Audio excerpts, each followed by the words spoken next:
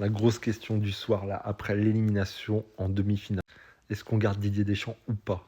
Sincèrement, est-ce qu'on garde Didier Deschamps ou pas? Après, c'est lui, est-ce qu'il démissionne ou pas, tu vois, mais est-ce que vous avez envie de le garder? C'est ça la vraie question. Je vois beaucoup de frérots demander qu'ils partent.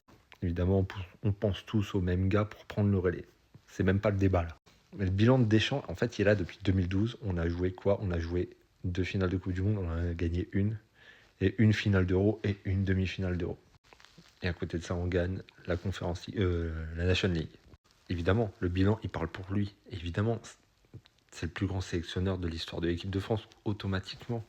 Il n'y a même pas de débat là-dessus. Mais en termes de jeu, tout ça,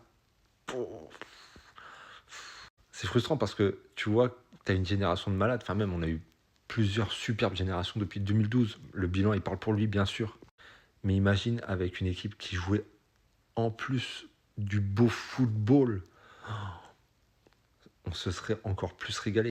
Après, il n'y a pas à dire, l'Euro 2016, pour moi, c'était un peu le prime de cette équipe. En termes de beauté de jeu, je trouvais que ça jouait plutôt bien, comparé à ce qu'on a vu là, tu vois. Mais je me dis, avec toutes les générations qu'on a eues de joueurs incroyables, qu'est-ce qu'on aurait bien mangé si en plus cette équipe savait super bien jouer, si elle était belle, tout. Après, l'avantage avec Deschamps, c'est qu'il les connaît par cœur, ces joueurs. Amener un nouveau sélectionneur, mais après, est-ce qu'il n'est pas temps de changer finalement à 2 ans de la Coupe du Monde?